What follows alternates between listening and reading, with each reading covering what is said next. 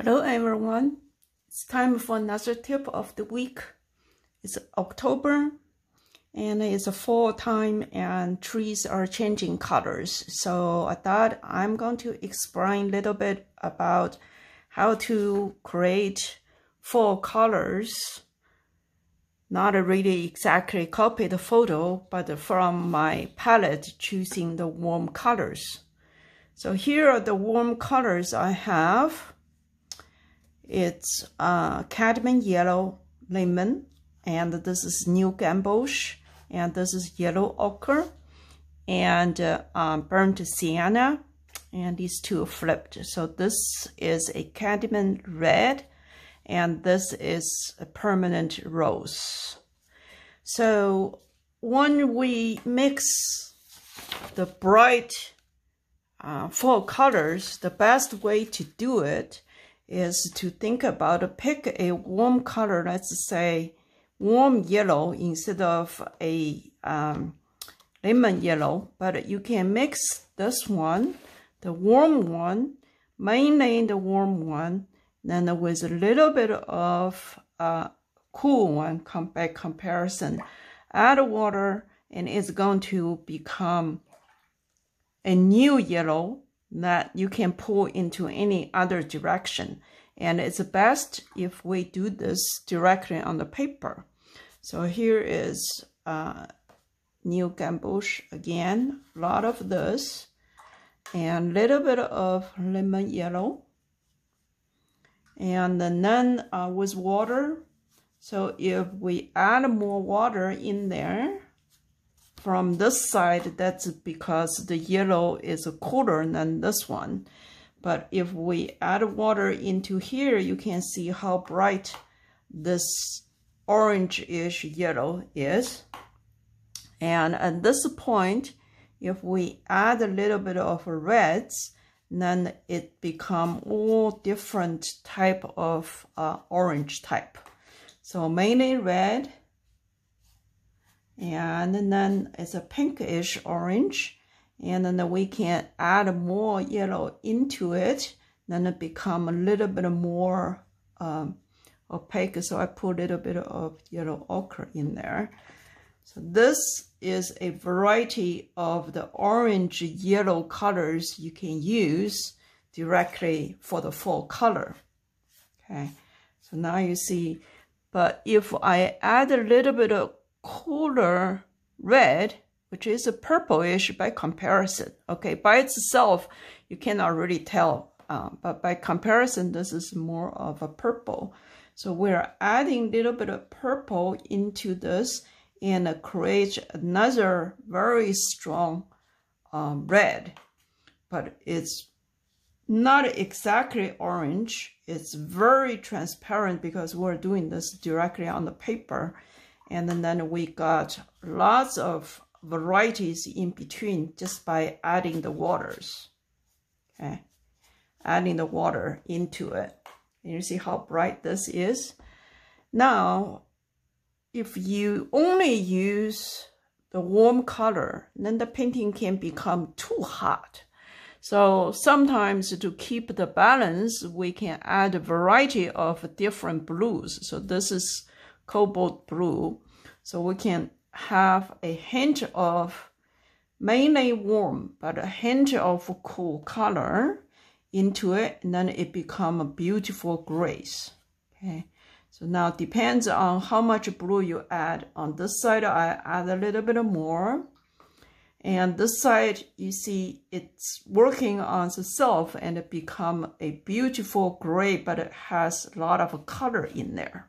Okay, that's closer to the neutral, but it's not exactly, because we know that the three primaries, yellow, red, blue, will make it closer to any kind of a neutral color as black. Okay, so now add a little bit more blue in there. I mean, sorry, the rose madder. And you can see I'm creating the purple, which is a direct complementary towards those yellow colors. And these are the beautiful colors you can mix with very few color. See how little, the only blue I used from my palette is cobalt blue. But because the variety of the reds I'm adding there, but let's try out if what we added yellowish warm red towards this side, because the yellow inside, then we're going to see a little bit of warm tone towards burnt sienna. But we can change it. We can add more blues, and it goes back, and we can add more water, and you can see all these are from a very bright warm color transitioning into beautiful, beautiful cool colors. So that's how we create color harmony into a painting, mainly warm, a little bit of cool. And then as I demonstrated in the past, when we have darker colors, so I'm adding a little bit more black, but I'm using ultramarine blue. Then if I do the touch here, and let's add a little bit of warm, and you can see you can create a perfect texture, and the tree trunk color will be there. And then you can enhance the shape by adding the warms. Adding warms, what we do is just add the reds, okay? And if we add a cool, if on the side, then we say it's a cooler, and then we add more cool color and become this much dark and the cooler. So your tree trunk can have the bark on the tree, outside of the tree trunk can be very interesting. So that's how the color can be directly mixed with mainly warm or mainly cool for the fall color. So I'm adding that. I'm adding back to do more of the brown ones, and I'm lifting out a little bit to create a more texture.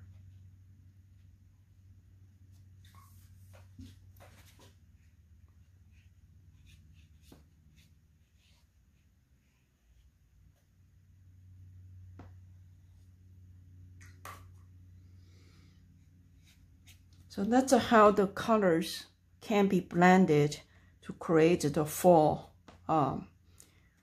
landscape. And for yellow ochre is actually somewhat brownish because it contains black. But if we mainly use yellow ochre and add a little bit of blue, say this is a phthalo blue, so just a little bit, so it becomes a beautiful green, the fall color green. It's more mainly warm, yellowish green, but towards red. You can even add a red there, and then creates a more interesting dynamic for the color mix. Add a large blue, then we are going to change this one mainly the green. We can change it back just by adding the warms. Okay, so that's how the colors can and should be used in watercolors. And you see, this is the part you cannot really tell what's there, but it's simply the mixture of yellow ochre with some cool colors. And I go back and add more reds. You can add, directly from there. And if it's not your desired, let's say here is more green there, we need it darker. but we need a little bit warmer. What we do is we add a little reds, or in the red family. And then this one, when it's still wet, you see how beautiful this is. Okay, can get very dark. This currently has a lot of water in there, and so you see you can do this with all the trees, foliage, and this combination, or in addition, for the variety of combinations you can create using this method, then you're going to achieve the warm color scheme of the fall season. Okay.